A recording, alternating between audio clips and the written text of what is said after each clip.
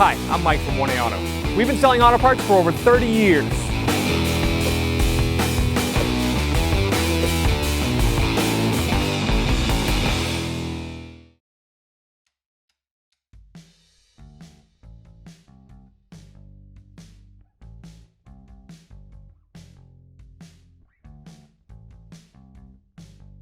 Pull this trim piece off right here.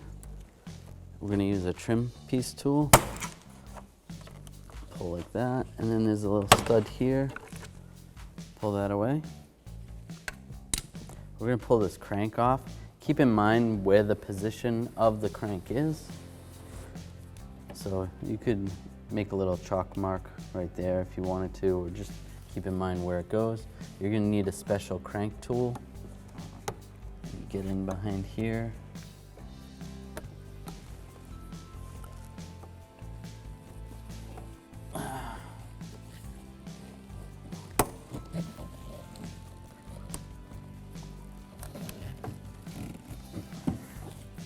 And then you pull the crank out. This crank tool works like this. Slides in there and then pushes on that little spring. Pulls it apart. So you really need this window crank tool. Pull this little washer off. Next there's a little screw down here. It's a Torx screw.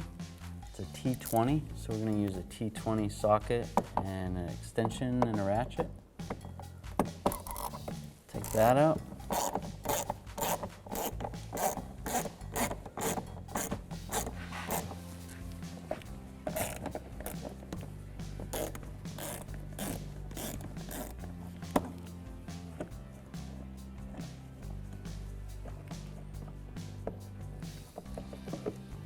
Pull that screw out. So we want to pull this piece off. You're just going to grab it with two hands, pull up. There's some clips that hold it in. You could, if you struggled with that, you could take a trim piece tool and pry underneath it. There's a Phillips head screw right here. So we'll use a Phillips head screwdriver and remove it.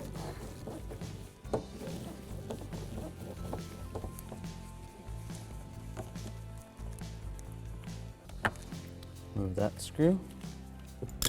Now I'm going to go around the perimeter of the door panel with a trim tool to release the door pins. I like to start on the inside. That way, if anything messes up, it's not as evident.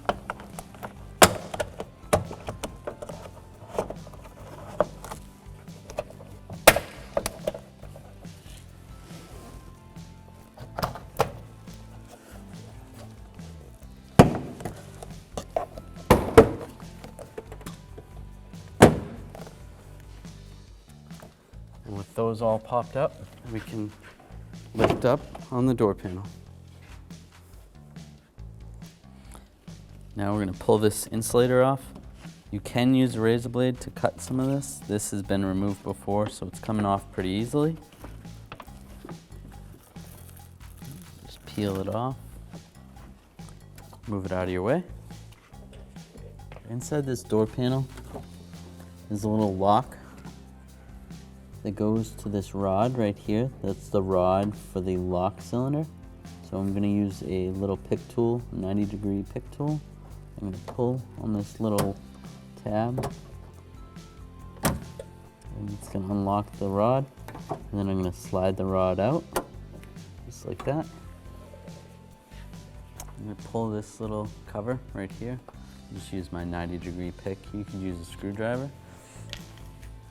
Then I will take a Torx 30 driver, and there's a little bit in there. I'm going to have to loosen it up. It's not going to come out completely, it's just going to get loose. That's just going to release the lock for the outside cover. All right, once that's loose, I'm going to use some trim tools here. You can try to wiggle it out. Sometimes it's a little bit difficult. Be careful not to scratch the paint. this plastic cover can come off. Put that in. Try using a magnet to try to pull that bolt out a little bit. It's not going to come out, just you got to pull some tension off of it while you try to pull this out. And there we go.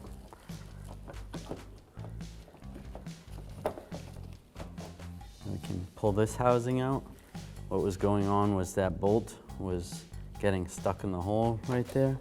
If you can see where that bolt goes, right there. So if you use the magnet, pull it out a little, it makes it easier to pull it out. To pull this handle out, pull up, you're gonna slide it towards the outside of the car, and the handle will come right off. You can pull these gaskets off right here. This one as well. Pull those off.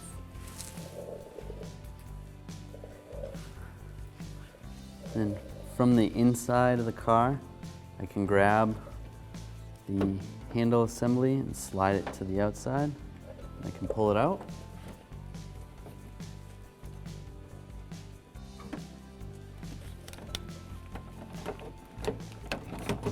Pull this out here.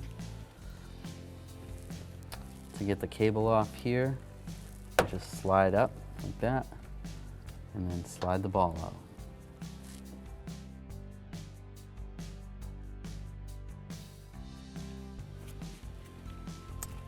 To reinstall this cable, I'm going to slide the ball right in that position. Slide this down into the lock, like that. I'm going to slide this back in here. This cable twists around right here. There is a position that holds it right there. We're going to line it up with the holes on the outside of the door.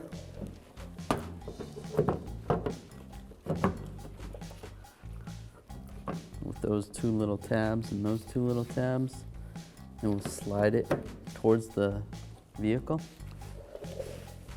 We'll install these gaskets. That one there. This one goes this way, just like that. We're going to slide the back part of the handle in first, and then the front. You're going to kind of push it towards the vehicle, and it'll lock in place. All right, we're going to install this cover back over the lock cylinder housing. There's two tabs on the back side. Put those on first and then lock it in place. Then we'll take this, we're going to slide it in the hole there, pull the handle out a little bit, and then push it in. Next I'll put the Torx driver back in the hole and tighten up that screw. You may have to wiggle that housing on the outside a little bit.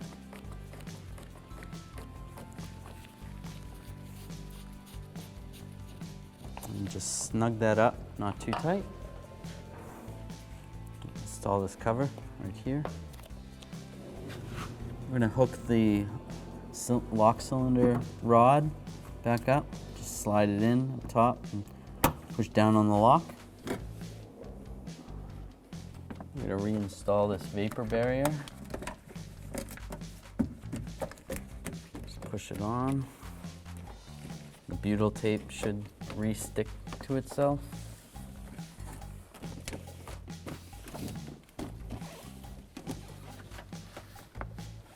Before we put our inner door panel on, some of the clips did not come out with the door, so we have this clip removal tool. We sell this at 1aauto.com. Just line it up right here and then squeeze. Door clips come right out. Install the clips back into the door panel.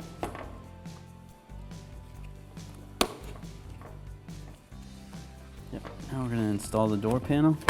So once that's lined up, make sure you line the pins up. And just Bang the door panel back on.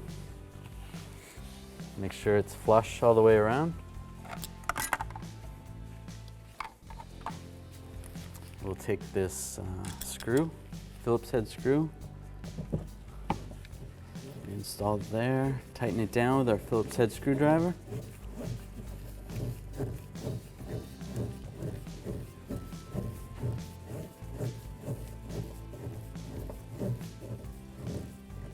Snug that down. Now we're going to install this piece. It just lines up. Hit it down. Next we'll install this T20 screw. Just line that up there, snug it down. Use my ratchet and my T20 Torx bit and extension. Snug it down. Next we're going to install this window handle. You want to make sure you put this washer on first. It goes there. And then look to the lock. Make sure the lock for the handle is in this position. We're going to line it up how it came off. You generally want it in this position for when you're driving so it's not down at your knee when the window is closed. So that's good. We can test that. It's working properly. Take our cover, slide it over, line it up with the holes, and lock it in place. Thanks for watching. Visit us at oneauto.com for quality auto parts, fast and free shipping, and the best customer service in the industry.